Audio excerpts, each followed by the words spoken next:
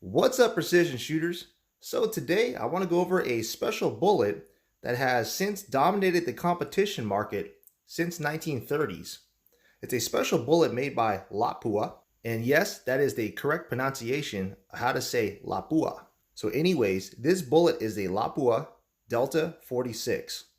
There is a few variations at how this bullet was made for the 30 caliber. They came in a 175 grain, and the one you see here is a 185 grain. Not only did they have it in a 308 diameter, it also came as a 310. The D46 was actually an upgraded version of the D166 that had the original driving band. Now, thanks to Uncle Jim, he sent me 20 of these bullets to try out in my 308 Winchester. A lot of folks, if you look up the history of this, ran it in 300 Win Mag as well. To quote from Lapua's website, the legendary D46 is a full metal jacket boat tail bullet, perfect for mid-range and long-range shooting, and one by which all other rifle bullets of its type are measured.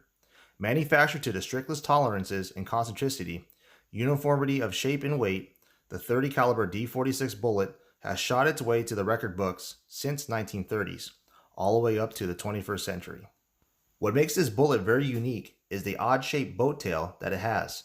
This type of boat tail that you see is referred to as a rebated boat tail, and is not often seen in the market, probably due to the up cost of manufacturing it. Now, tests and research are stating that the rebated boat tail is supposed to offer the stability out of the muzzle like a plain-based bullet, but still have the reduced drag of a boat tail. And of course, many individuals tested this rebated boat tail system versus the regular traditional boat tail and found no difference. But if you dig into some of the research of some of the ULD bullets, ultra long distance, you'll see that some of these bullets are using a rebated boat tail. So obviously there's some kind of research done behind it, and it's proven to work. And with today's slow motion capture videos, you can see that a plane-based bullet can redirect gases at a 90-degree angle. And on this short little video from the slow-mo guys, you can see this 50 caliber bullet has to pass through this cloud of turbulence. Now, research has proven that that little bit of turbulence very minutely disturbs the bullet's stability very shortly, and then it restabilizes a little bit further down. So this brings up another subject in which I'll later refer to, and how the gases exit your muzzle. Now, it's often talked about an 11-degree crown being really optimal for precision long-range shooting. But for my finding, I've been seeing a 90-degree crown for target shooting or precision long range has really benefited accuracy. And I'll be going over that in a later video. But to go over the facts of this bullet, like I mentioned, in the 1930s this was developed, and it boasted a ballistic coefficient G1 rating of a 506, G7 rating of a 254. The weight variations are very minimal, down to 0.2 grains, and averages around a 185.2. The bullet overall length is approximately 1 inch and 312 thousandths. The bullet has quite a bit of bearing surface, and it sports a secant style ogive. Also, it appears that this bullet was swedged backwards from typical boat tail hollow points, where the tip of the bullet is the base, and then the rebated boat tail being the top portion. Now, I took an average reading of the base of the bullet to the ogive with a Hornady comparator and found a deviation of 4 thousandths of an inch. So, not the best, but like I mentioned, these are pretty old, and manufacturing process back in the day wasn't as good as today's. I would really like to test accuracy potential, but like I mentioned, I only have 20 of these. So I'm going to use a load that seems to work for a majority of bullets, which is Varget at 43.6 grains and secant style bullets seated 20 thousandths off the lance, using CCI primers number 200. This puts the overall length for my rifle 2 inch 837 thousandths. Okay, so let's get an initial velocity number.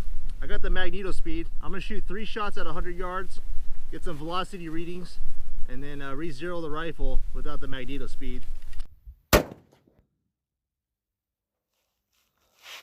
Hey,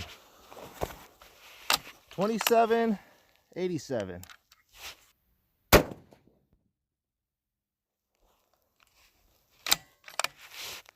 2802.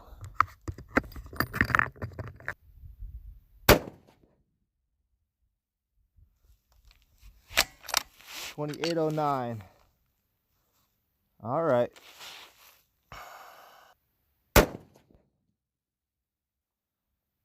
2805.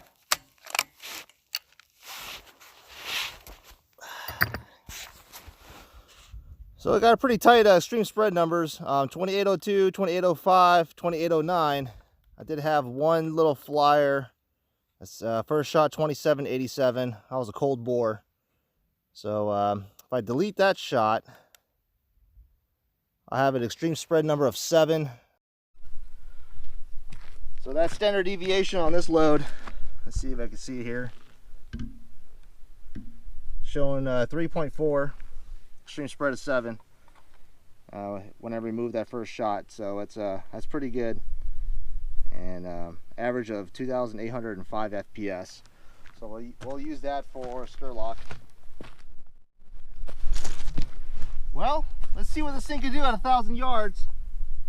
Sturlock's calling for 31 MOA of adjustment elevation and 6 for wind. We have roughly a 10 mile per hour crosswind. So I'm pretty curious to see how accurate Sturlock is. I'm going to go ahead and try something a little different.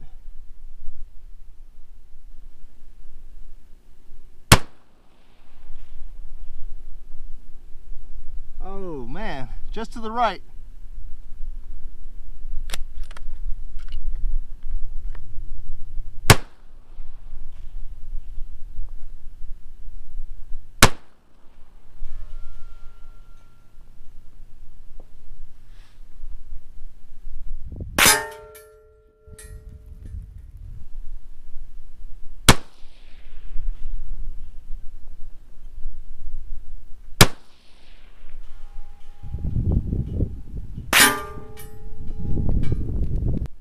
Alright folks, so here's the target. Nothing to be really proud about. Unfortunately, nothing in the 10 ring. But we did get 1, 2, 3, 4, I believe 5 impacts. Let's see, yeah, I'm counting only 4 on plate. Anyways, yeah, just wanted to see how well that bullet does.